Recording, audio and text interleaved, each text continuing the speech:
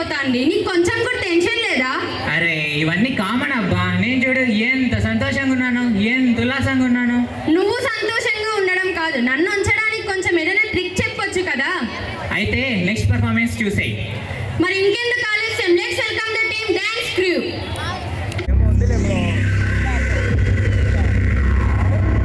అబ్బా ఆర్కేవియన్స్ అంటే మినిమం కాదు, మ్యాక్సిమం ఉంటుంది అంతే.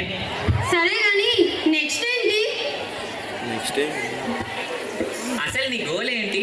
నా గోల్ ఏంటి? ఇంజనీర్ అవడం. సింపుల్. ఏంటి బీటెక్ సింపులా? అంతేగా.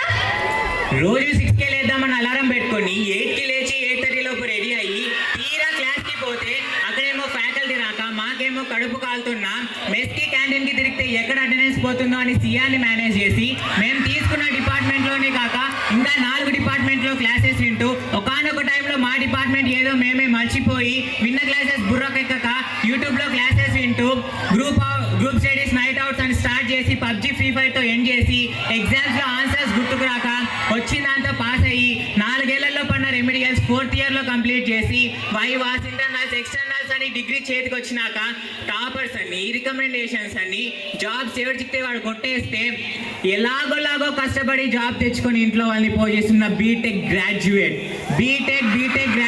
సింపుల్ కాదు సార్. ఓడి అమ్మ, సింపుల్ కాదురా బీటెక్ అంటే. అయినా మన బీటెక్ కష్టాలు మన బీటెక్ వాళ్ళకి తెలియనివా? ఏమంటారు బీటెక్ గ్రాడ్యుయేట్? అదిరా మన హవా అంటే. సర్లే ఇక లేట్ చేయకుండా నెక్స్ట్ పర్ఫార్మెన్స్ పిలిచేద్దునా?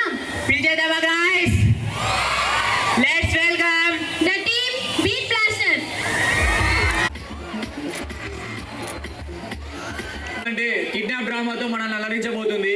ఆ టీంలో ఎవరెవరు ఉన్నారు, అసలు ఏంటి మూవీ గురించి, సాంగ్స్ ఏంటి అని తెలియాలంటే స్టేజ్ దగ్గరకు వచ్చేయాలి. మరి ఎంత ఫాస్ట్గా వస్తే అంత ఫాస్ట్గా స్టార్ట్ చేద్దాం. వచ్చేయండి.